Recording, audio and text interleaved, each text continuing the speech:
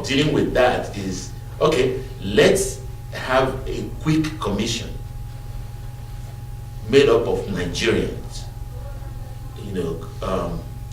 provided by the two parties, who will sit down and determine the parameters for figuring out whether the election was rigged on the day of election or was already manipulated before the election. Issues such as the CJ, the Chief Justice of Nigeria, would easily come to play.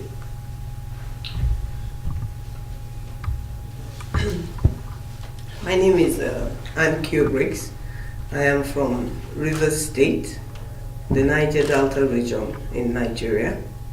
I am of Ijaw extraction. It is very difficult to be a Nigerian if you don't have an identity of who you are in Nigeria. Now, I am not a politician. I am not here in America to castigate any presidential candidate or any governorship candidate or any senatorial candidate. But I am definitely here because I am worried on behalf of my people. I am worried on behalf of my state, of my region, and of my country. Nigeria is known for a very long time to have issues during elections. It doesn't matter the political party. APC, PDP, they are all new political parties. 10 years ago, 16 years ago, 20 years ago, these parties did not exist. But the players that we have today existed in different parties. And if we look back to 20 years ago and we look at the progression of politics and we look at how we came to be where we are today, the focus is being driven in Nigerian politics as if corruption, the fight of corruption, is not the only issue when you talk about politics in Nigeria. Development is one. The rights of people to decide who will be the president and who will be their governor and who will be their representative is a basic rights of the people. And when the people are denied that, the country itself is denied its very existence, and it becomes a failure, and it begins to huddle down the path of a failed state.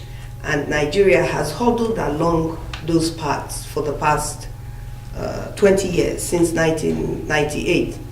From 1999 till date, every 4 years, I have monitored every single election that has taken place in Nigeria from the Niger Delta. And therefore, I speak with experience and I speak with passion for my people and for my region. Now, the injustice that has led us here is very real and it's a very fearful thing. But since 2015, it has increased and it has taken a different dimension, a very fearful dimension. We're looking at things like terrorism in Nigeria. We're looking at strangers, non-Nigerians, coming into Nigeria. We are looking at Nigerians folding their hands and pretending as if everything is okay and that it is about political parties. It is not about political parties. It is about the country Nigeria. It is about the 36 states that make up the country Nigeria. It is about the ethnic nationalities that make up these 36 states in Nigeria. Now, the forthcoming election, in 2015, we have a situation where a man was the president of Nigeria and made sure that there was card reader, and also made sure that the election, the result of the election was accepted by him. And hence today we have a situation where Nigeria had a president who was not able to come back for second tenure. And therefore, there is no longer anything strange. It is not a do or die affair that somebody must come back for a second tenure if Nigerians do not want that person to come back. It's not by force, but like we will say in Nigeria. What is most important and remains very critical is the survival of Nigeria and the survival of the people that make up Nigeria. It is not politicians or politics that determines Nigeria or the people of Nigeria. It is the people of Nigeria that will determine the political parties and will determine what will become of Nigeria. And hence, we are here to make it very clear to the world that we're here in the United States of America. This is our first stop.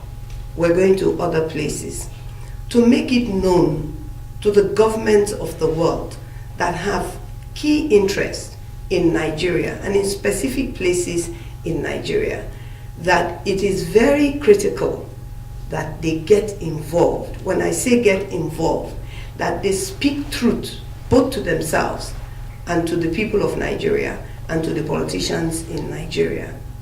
Now, if we have a situation where the election is not credible, you ask yourself, why will the election not be credible? We have an electoral body that is called INEC that is supposed to be independent, and yet this electoral body, by every indication, is not independent, will not be independent in these forthcoming elections. Everything INEC has done so far has not shown that INEC is going to be independent in the election. I see no reason why we should have election in Nigeria that looks like a war.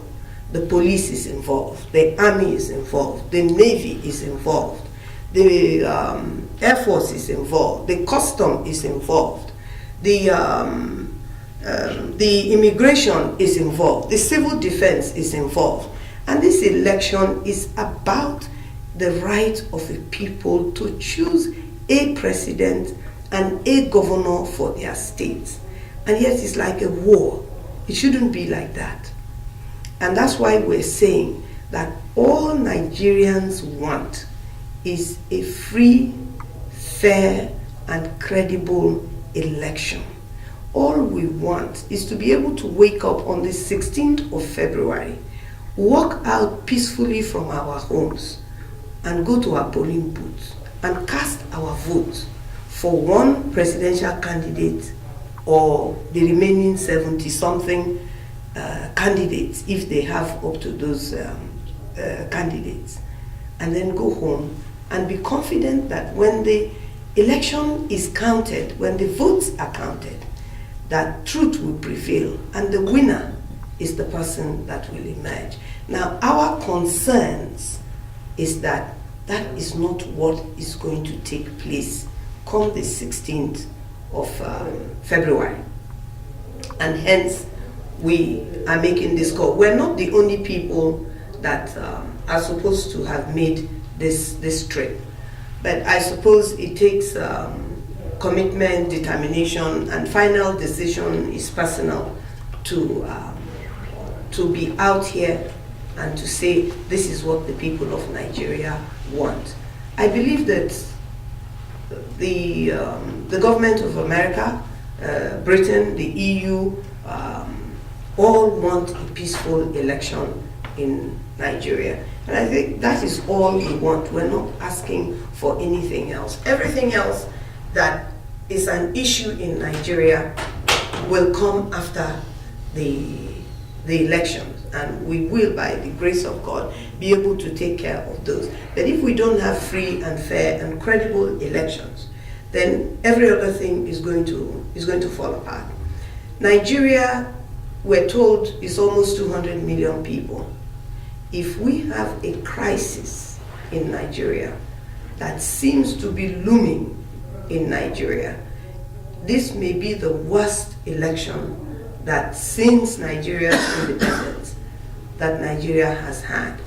And if we find ourselves in that position where people feel that they must rise up and protect themselves, or politicians feel that they must oppress the people, and the disaster that is looming takes place, it will not only affect black people, it will not only affect Nigeria, it will affect Africa as a whole, it will affect the west coast of Africa, and we may never recover from the disaster that that will create. Hence, we believe that if we make this, this move, and begin to reason with people, we're not politicians. I can only cast one vote, or any other person who will agree with me to vote for somebody I may suggest to the person.